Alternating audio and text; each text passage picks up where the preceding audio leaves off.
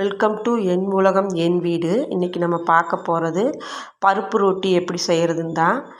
அரிசி நான் 400 கிராமும் துவரம்பருப்பு 200 கிராமும் நைட்டே ஊற வச்சுட்டு காலையில் அதை அரைக்கிறதுக்கு முன்னாடி 2 ஸ்பூன் சோம்பு, 2 ஸ்பூன் சீரகம்,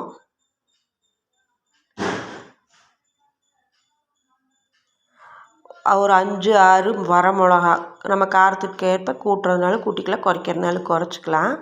தேவையான உப்பு, கல்லுப்பு நான் ஆட் பண்ணுறேன் இதில். அப்புறம் கருவேப்பிலை, எதை அரைக்கிறதுனால முடிஞ்ச அளவுக்கு நான் கருவேப்பிலை ஆட் பண்ணிப்பேன். இப்போ குழந்தைங்க அதை ஒதுக்காமல் சாப்பிடுவாங்கன்னு. அது கோர்ஸ் பவுடராக அரைச்சிட்டு இப்போ அது கூட ஊற வச்ச அரிசியும் பருப்பையும் போட்டு நல்லா ரவை பதத்துக்கு வர மாதிரி அரைச்சிக்கணும். ரொம்ப நைஸாக அரைச்சா நமக்கு ரொட்டி மொறுன்னு வராது. ரவை பதத்துக்கு வர அளவுக்கு அரைச்சிட்டு அப்புறம் பெரிய வெங்காயத்தை ரொம்ப ஸ்லைஸாக சின்னதாக கட் பண்ணியிருக்கேன் பாருங்கள். இல்லை பார்த்தாலே தெரியும், இத்தினூண்டாக கட் பண்ணியிருக்கேன். அது இந்த மாதிரி பாக்ஸில் ஒரு 1.5 பாக்ஸ் 1.25 பாக்ஸே நான் யூஸ் பண்ணுறேன். ஏன்னா இந்த ரொட்டிக்கு வெங்காயம் நிறையா போட்டால் தான் டேஸ்ட்டாக இருக்கும்.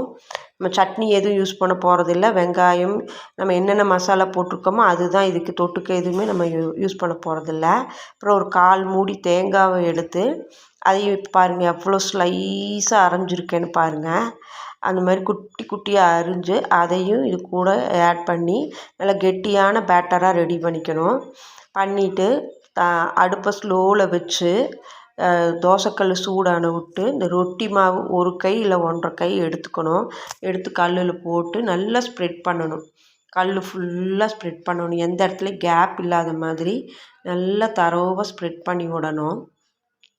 ஸ்ப்ரெட் பண்ணி விட்டுட்டு நல்லா ரொட்டி வர மாதிரி, ரொம்ப லேசான ரொட்டி கிடைக்கிற மாதிரி முடிஞ்ச அளவுக்கு ஸ்ப்ரெட் பண்ணிக்கணும். கை சூடாக ஆகிற மாதிரி இருந்ததுன்னா நம்ம பக்கத்துலேயே நல்ல தண்ணி ஒரு பவுலில் வச்சு அதில் தொட்டு அப்பப்போ நம்ம ரொட்டி தட்டிக்கலாம். இந்த ரொட்டி தட்டும்போது எங்கள் வசந்திக்கா ஞாபகம் வருது, எங்கள் மச்சாண்டார் சம்சாரம். அவங்க தான் எனக்கு இந்த ரொட்டி எப்படி தட்டுறதுன்னு பழக்கி விட்டாங்க. தேங்க்ஸ் வசந்திக்கா. இப்போ அவங்க இல்லை, நான் அவங்கள ரொம்ப மிஸ் பண்ணுறேன். அப்புறம் ரொட்டி வெந்த விட்டு ஒரு சைடு வெந்த விட்டு இன்னொரு சைடு திருப்பி விட்டு எங்கெங்கெல்லாம் எண்ணெய் பத்தலையோ லைட்டாக ஸ்ப்ரெட் பண்ணிக்கணும். ரொம்ப எண்ணெய் ஊற்றிக்க வேண்டாம். லைட்டாக ஸ்ப்ரெட் பண்ணிவிட்டு திருப்பி போட்டு மறுபடியும் எண்ணெய் பத்தலைன்னா அப்பப்போ தடவி விட்டுக்கணும். தடவி விட்டு நல்லா திருப்பி போடணும் அடிக்கடி. அப்போ தான் ரொட்டி நல்லா கிறிஸ்பியாக வெந்து வரும். சூப்பரான ரொட்டி ரெடி. தேங்க்யூ.